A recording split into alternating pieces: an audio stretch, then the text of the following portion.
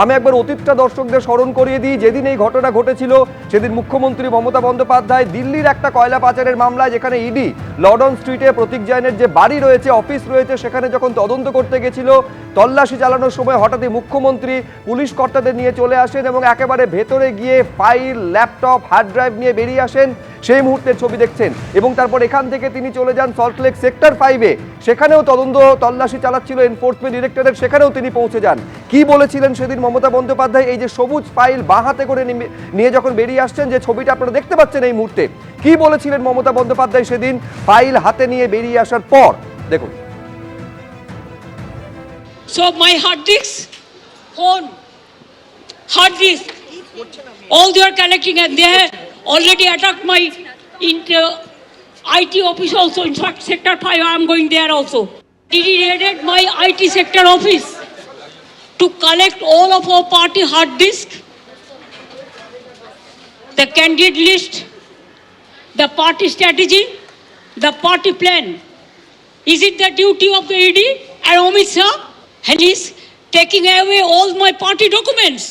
যখন অফিসে কেউ ছিলই না প্রায়, এবং তারা এসে আমাদের পার্টির সব ডেটা, সমস্ত ল্যাপটপ, সমস্ত আইফোন বা ফোনে যে সমস্ত স্ট্র্যাটেজি আছে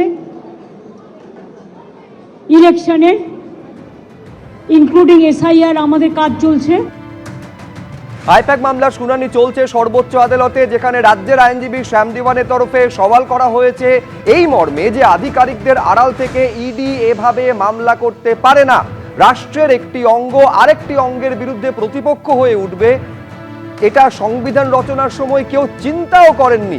রাষ্ট্র বনাম রাষ্ট্র সংবিধানের মৌলিক ধারণার কাছে সম্পূর্ণ অপরিচিত, এই মর্মে সওয়াল করেন শ্যাম দিওয়ান। এখানে মামলাকারী কোনো ব্যক্তি নন যার কোনো মৌলিক অধিকার আছে।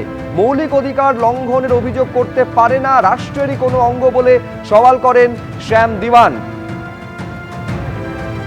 কেন্দ্র সরকার চাইলে এই মামলা করতে পারে বলে তিনি দাবি করেন। যদি ইডিকে মামলা করার অনুমতি দেওয়া হয়, তাহলে এই অধিকার অন্যান্য তদন্তকারী সংস্থাকেও দিতে হবে বলেছেন তিনি, যা সাংবিধানিক কাঠামোর সাথে সঙ্গতিপূর্ণ বলে মনে হয় না বলে রাজ্যের তরফে সওয়াল করা হয়েছে।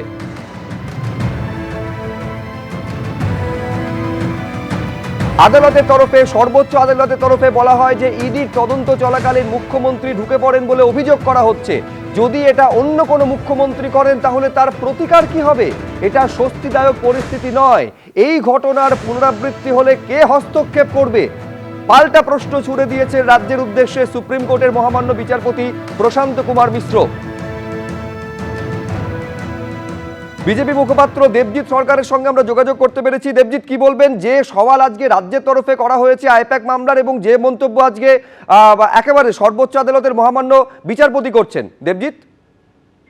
এই সওয়ালের জবাব বা সওয়ালের উত্তরে বিচারপতিরা কি বলবেন, মাননীয় বিচারপতিরাই সেটা ঠিক করবেন।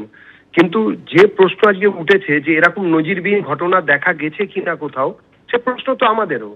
কোনো মুখ্যমন্ত্রী কোথাও কোনো জায়গায় এইভাবে কোনো তদন্ত, বেসরকারি সংস্থার উপর তদন্ত চলাকালীন সেখানে ঢুকে পড়ে তদন্তকে আজ অব্দি কোথাও বাধাদান কি করেছেন?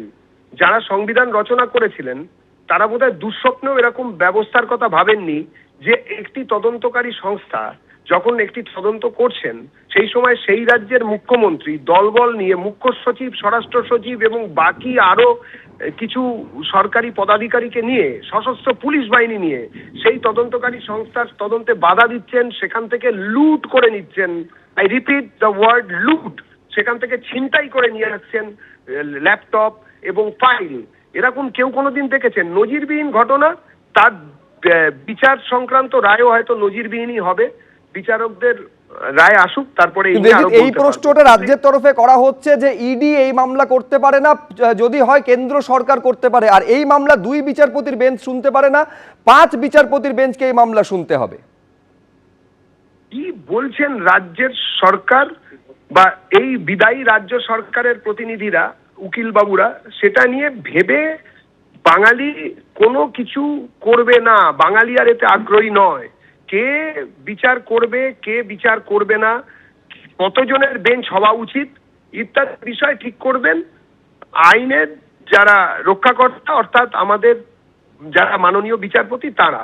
বাঙালি শুধু অপেক্ষা করছে আগামী দুটো দিন, ভোটদানের দিন, এই তৃণমূলের সরকারকে সরাতে হবে, যারা কিনা যাদের মুখ্যমন্ত্রী নিজে গিয়ে লুট করেন, ছিনতাই করেন, বিচার পদ্ধতিকে বাধা দান করেন, তদন্ত পদ্ধতিকে আড়ষ্ট করে দেন, তাদেরকে দূরে সরাতে হবে। অনেক ধন্যবাদ দেবজিৎ আমাদের সঙ্গে কথা বলার জন্য। আমি আরেকবার আপনাদের বলবো, সুপ্রিম কোর্টে আইপ্যাক মামলার শুনানি চলছে, যেখানে রাজ্যের তরফে এই সওয়াল করা হয় যে রাষ্ট্রের একটি অঙ্গ আরেকটি অঙ্গের প্রতিপক্ষ হবে, এমনটা সংবিধান রচনার সময় কেউ চিন্তাও করেননি।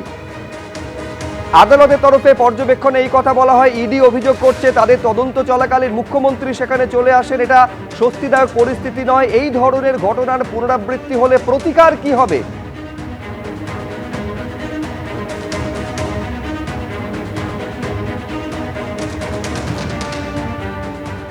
ইতিমধ্যেই তৃণমূল প্রার্থী ঘোষণা করেছে কুণাল ঘোষ, বেলেঘাটা থেকে তাকে প্রার্থী করেছে এবার তৃণমূল কংগ্রেস। তিনি ইতিমধ্যেই প্রচার শুরু করেছেন। সরাসরি আমরা সেই প্রচারের দিকে নজর রাখবো। আবির দত্ত রয়েছেন সেখানে। আবির, দেখো সরাসরি আমরা দেখাচ্ছি কুণাল ঘোষ তিনি এসেছেন এবং তার কর্মী সমর্থকেরা তাকে মালা পরিয়ে তিনি দেওয়াল লিখন দিয়ে প্রচার শুরু করে দিলেন। কুণালদা, এবার আমরা দেখছি যে আপনার বেলেঘাটা থেকে লড়াই, সেখানে আপনি প্রতিদ্বন্দ্বিতা করবেন। পরেশ পাল এখানে দীর্ঘদিনের বিধায়ক। পরেশদা আমার দাদা, পরেশদার আশীর্বাদে আমি লড়ছি। মমতা বন্দ্যোপাধ্যায় মাথার উপর, অভিষেক বন্দ্যোপাধ্যায় মাথার উপর, এখানে পরেশদা তিনি আমাকে আশীর্বাদ করছেন। কালকে আমি তাকে প্রণাম করে আমি প্রচার শুরু করেছি এবং পরেশ পাল একেবারে পুরো দস্তুর আমার সঙ্গে প্রচারেও নামবেন। এছাড়া 8টা ওয়ার্ড আছে, জীবন সাহার মতো সিনিয়ররা আছেন, 8 জন কাউন্সিলর আছে, তার বাইরে অলোক দাস বা স্বপন সমাদ্দার সিনিয়র নেতারা আছেন, সমাজের বিশিষ্ট ব্যক্তিরা আছেন, আমাকে তারাই গাইড করবেন। আর এটা আমার হোম কনস্টিটিউয়েন্সি। সবচেয়ে বড় কথা, এখানে এবার তৃণমূলে কে প্রার্থী নয় এটা বড় কথা নয়।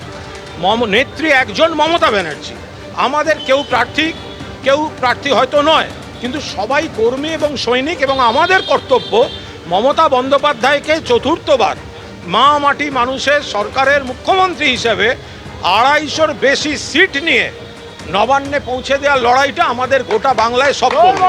এই 250 বললেন, সেখান থেকেই বলছি প্রায় 2,50,000 ভোটার রয়েছে এই বেলেঘাটা কেন্দ্রে। এসআইআর এর প্রভাব এখানেও রয়েছে, এটা কতটা বড় ফ্যাক্টর হতে পারে বা তাৎপর্য? এসআইআরটা একটা বিরাট চক্রান্ত। জেনুইন ভোটারদেরকে যেভাবে ডিলিট করা, হ্যারাস করা বিজেপি করেছে, তারা একটা কনস্পিরেসি করেছে। তারা তো বাংলায় নিয়ম মেনে লড়ে না, বাংলা টাকা বন্ধ করে, বাঙালিকে বাংলা বললে অন্য রাজ্যে মেরে ফেলে, বাংলা বললে বাংলাদেশে পাঠিয়ে দেয়। এবার এসআইআর দিয়ে হিন্দু মুসলমান সবাইকে, বাঙালি অবাঙালি সবাইকে হ্যারাস করছে। এবিপি আনন্দ, এগিয়ে থাকে, এগিয়ে রাখে।